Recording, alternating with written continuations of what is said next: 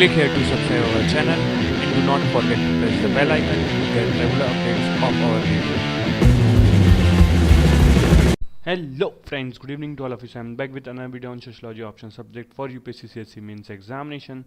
In this video we are going to cover democracy, civil society and ideology. That's why it is part 2, and part 1 we have already covered nation, state and citizenship under politics and society. So friend, please do these share as much as possible so that more and more people will get benefited. Comment and like the video and ask any doubt if you have. And now you can also follow us on every page, that is facebook.com/Unorthodox Academy. So friend, as you know that we are covering slot 5, that is politics, Western Indian. In paper 1 we have already covered initial 2 topics, that is sociological theories of power and power, allied bureaucracy, pressure groups and political parties. In this video we are going to cover democracy, civil society and ideology. So first we start with democracy. So Abraham Lincoln says that democracy is by the people, for the people and of the people, whereas Mosca argues it can be by the people and for the people but never of the people. Similarly, Nehru said that socialism is a hat which has lots of shape because everyone wants to wear it. Same statements hold true for democracy also. Plurist calls it polyarchy. Robert Michaels, in his theory of iron law of oligarchy, propounds that democracy calls for organization which leads to oligarchy. Sharp contrast could be visualized between ancient Athenian democracy and modern liberal democracy, representative and deliberative democracy, national and cosmopolitan democracy. So Schmidt and Karl says that it is a system of governance in which rulers are held accountable for their action in the public realm by citizens, acting indirectly through the cooperations of their elected representatives. So Mosca believed that democracy is different from other forms of government as it allows great amount of elite being drawn from different backgrounds. Between the elite and the masses is the category of sub-elites constituted of the new middle class, which provides new recruits to the category of elites. So founder of pluralist perspective Tocqueville believed that democracy would become unworkable if one division in society came to dominate all others. And for Marxists it is an illusion. Real power is with the controller of means of production. So today democracy is being seen as a value. It is being considered to be the ideal and most desirable form of government. All systems of governance, in order to claim legitimacy, try to call themselves a democracy. In sociology, democracy has come to be associated with aspect of political mobilization. So democracy is an indispensable form of government for any society today. This is how we have two many competing models of democracy. For example, Stalinist Russia, democratic centralism. Mao's China has people's democracy. Iran has Islamic democracy. Marcus Philippines has guided democracy, and so there are different varieties. So however, for sociological view, democracy is identified with certain attributes. For sociological purpose, democracy means a liberal democracy. Francis Fukuyama, in his book End of History, claims that liberal democracy is the inevitable form of government for all industrial societies. He said this statement in the wake of fall of communism. This kind of system is waiting to be adopted in China also.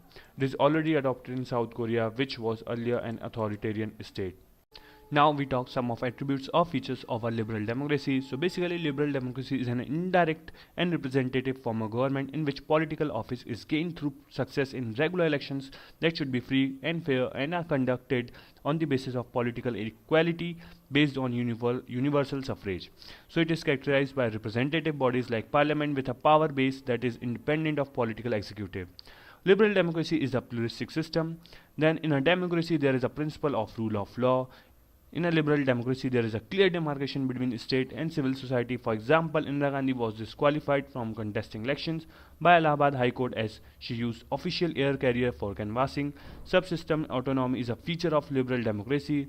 There exists a wide variety of associations which are autonomous of states. For example, BBC wanted to air a story which was critical of Margaret Thatcher. In spite of her best attempts, she failed to stop BBC. So media is an autonomous system with mild regulations, and there are certain rights and freedom vested in the citizens that need to be honored by the state.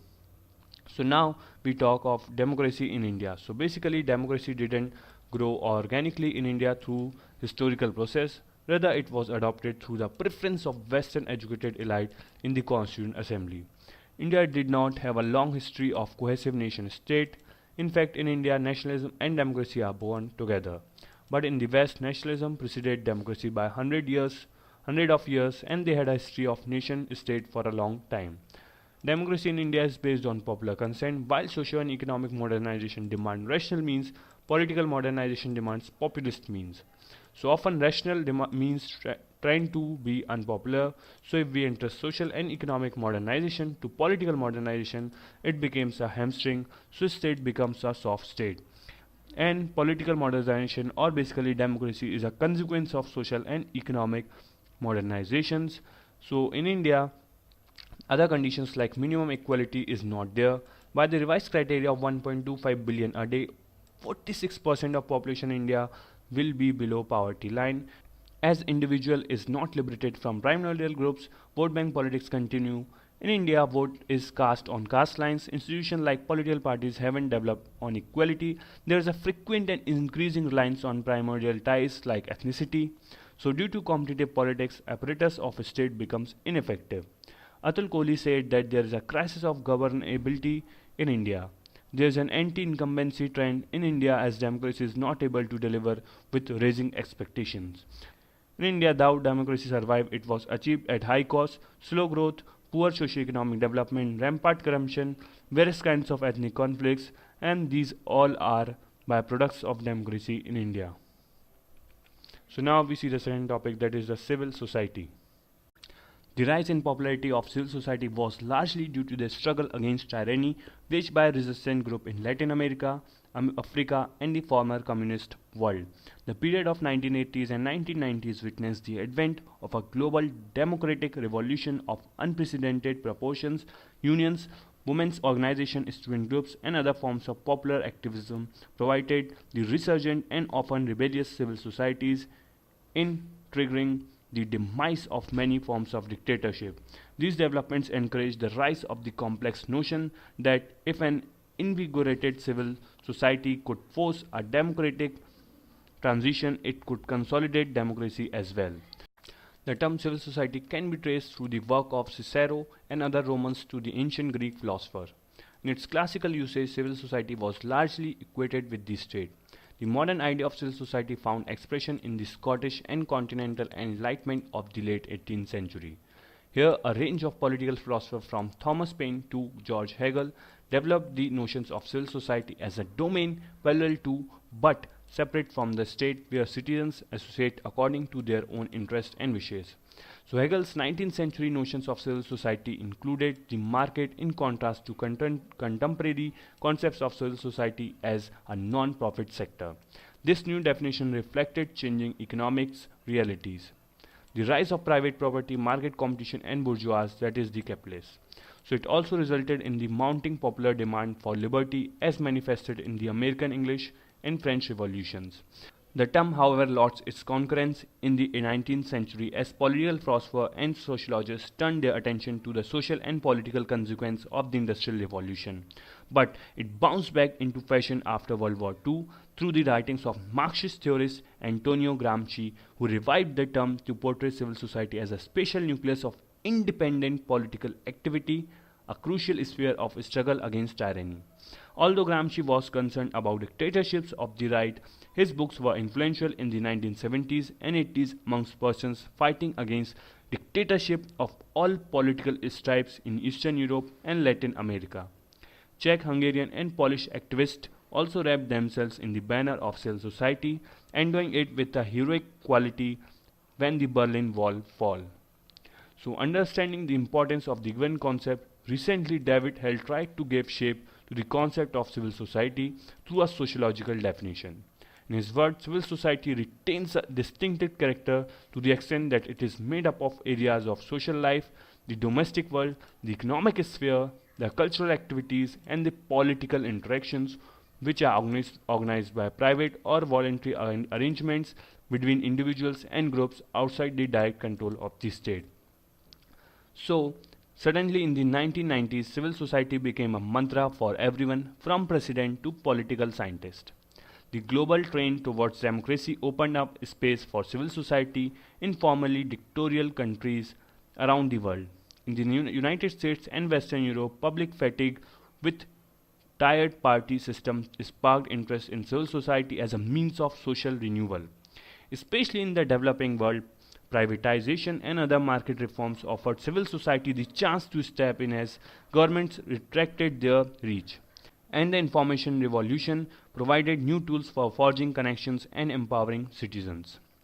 Throwing light about the functions of a civil society in promoting democratic polity, Larry Diamond in his article Rethinking Civil Society says civil society plays a significant role in building and consolidating democracy. He opines that democratic civil society, the more likely it is that democracy will emerge and endure. In Diamond's view, civil society performs following important functions. And the first one is that to limit state power, so by checking its political abuses and violations of the law and subjecting them to public scrutiny, Diamond maintains a vibrant civil society is probably more essential for consolidating and maintaining democracy than initiating it. Then, it empowers citizens by increasing the political efficacy and skill of democratic citizens and promoting an appreciation of the obligation as well as rights of democratic citizenship. Then to inculcate and promote an arena for the development of democratic attributes among the citizens such as tolerance, moderations, a willingness to compromise and respect of opposing viewpoints. So according to Diamond, this is an important function as it allows traditionally excluded groups such as women and racial or ethnic minorities access to power that has been denied them in the upper echelons of formal politics. Then it generates public and political support for successful economics and political reforms which require the support of coalition in society and the legislature. Then in election monitoring, many non-partisan organizations engage in election monitoring at home and abroad, and such efforts, says Diamond, have been critical in detecting fraud, enhancing voter confidence, affirming the legitimacy of the result, or demonstrating an opposition victory despite government fraud. Then in an article Civil Society and Democracy in Global Governance, Dr. Jan R. Scholt makes a comprehensive analysis of the concept. She not only visualizes positive aspects of the relationship between civil society and democracy, but also evaluates the unatheistic side of it too. So R. Scholt identifies 6 areas where civil society could advance democracy. The first one is the public education. So awareness is a key to any democratic system. Then voice to stakeholders. Civil society could promote democratic governance by giving voice to stakeholders. Civic association can opportune the concerned parties to relay information, testimonial and analysis to governance agencies about their needs and demand. Then policy inputs. So the government policy formation is considerably influenced from the inputs given by the civil society not only at home but also in the international arena. Then we have transparency of governance. So vigilant civic mobilization can cause public transparency in governance. Constant pressure from civil society can help in bringing regulatory frameworks and operations into the open where they could be assessed for public scrutiny. Then it had public accountability. Civil society can hold various concerned agencies accountable to public. Civic groups can keep an eye on the implementations and effects of policies regarding people and press for corrective measures when the consequences are adverse. And the last point is the legitimacy. So the sum total of the proceedings, actions by the civil society could lead to a legitimate democratic rule. Legitimate rule prevails when people consider that an authority has a right to govern and that they have a duty to obey its directive. So as a result of such consent, legitimate governance tends to be more easily, productively and non-violently executed than illegitimate and dictatorial authority. But there are some democratic dangers of civil society also. The first being that civil society activities may not essentially pursue democratic purposes. Then civil society might draw away from democracy, and illiquid government agencies cannot handle civil society inputs. Then inadequate representation could seriously undermine the very fabric of democracy. Concern for global democracy could be insensitive towards the local cultural practices. Then civil society may lack internal democracy. So now we see the third topic, that is the ideology. An ideology is a coherent body of ideas that provides a basis for organized action. Organized action may be either to be preserve the existing order, that is the conservative ideology, or may be aimed at overthrowing the existing system, such as revolutionary ideology. So ideology performs multiple functions. It provides an explanation for existing social order. It shapes the worldview. It may also provide a model of the desired future, that is a vision of what is a desirable society. The desirable society may be different from existing one or may be an idealized version of existing one. So ideology becomes a source of action for change. It may be progressive, reforms or evolutionary ideology depending on the nature of change. Ideology also become a basis of unity, solidarity and integration in society, for example nationalist ideology. In case the vision of desired future happens to be different from present or the existing order, ideology also suggests the means to change. So it may be terrorism, Naxalism, fundamentalism, etc. Ideology becomes a basis for legitimizing action or it legitimizes action. So ideology, besides being a framework of consciousness, it is also a framework of legitimizing action. So according to Marx, ideologies are a way of legitimizing class interests. Marx talks of capitalist societies which are characterized by internal differentiation, and due to these internal differentiation, societies develop into different classes. So the ideology of class that dominates process of productions become the ruling ideology. It is because the class that has control over means of material production also has control over the intellectual productions. Ideology here primarily seeks to legitimize interest of dominant class as long as societies remain divided on class line. So ideology for Marx is a false consciousness. Even Gramsci emphasized importance of ideology. He is a neo-Marxist. He believed that nationalism is an ideology, but he says that ideology plays a role of maintaining hegemony. He agreed that the ownership class rules, but it does not dominate the purely by force, but it dominates by seeking willing consent of those who are ruled. The process of seeking willing consent is called hegemony. Karl Heinrich Marx disagreed with the Marx. He took a more detached viewpoint. He said that different classes tend to have different ideologies. He said that our worldview depends on where we are located in the social structure, and there is no single truth about society. Different classes tend to have different viewpoints and there would be plurality of ideologies in society. So ideology is considered indispensable for any sustained mobilization or action. Now there are many ideologies, but there are two ideologies popular in the world. The first one being the socialism and the second being the liberalism. So now we see it from the different perspectives such as individual, social aspect, economic perspective and the political perspective. So first we consider the socialism individual perspective. So individual is the member of society, hence they should not do anything which can harm the society. In this ideology, individuals have more duties than rights in the society. Now we see the social aspect of socialism. So individuals should only establish relationship with the others when it is permitted by the society and it is determined and governed by their state and social system. Now we see the economic perspective of socialism. So every resource will be under the control of a state and private property, and entrepreneurship will not be allowed. In this system, profit should not be the motive of economic activities.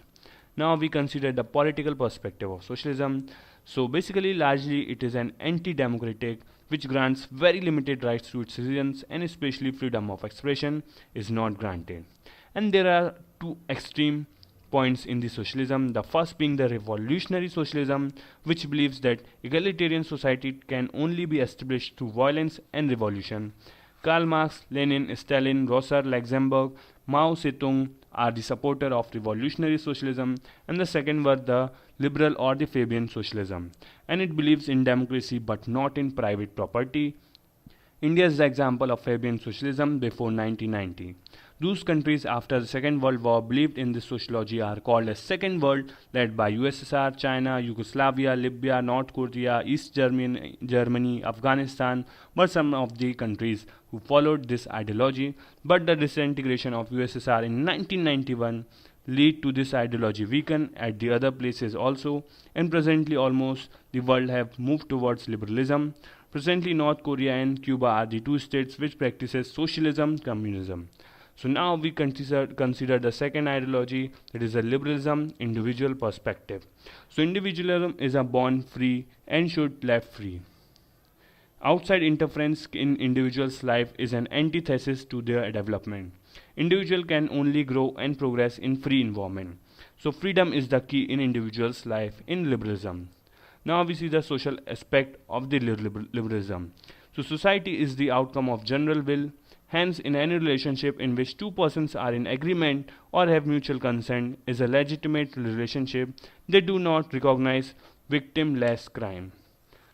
Now we consider the economic perspective of the liberalism. So it follows the principle of Adam Smith, that is decontrolled economy. It believes that profit and competition is the key for economic progress and there should be least intervention of state in the economic affairs. It supports privatization.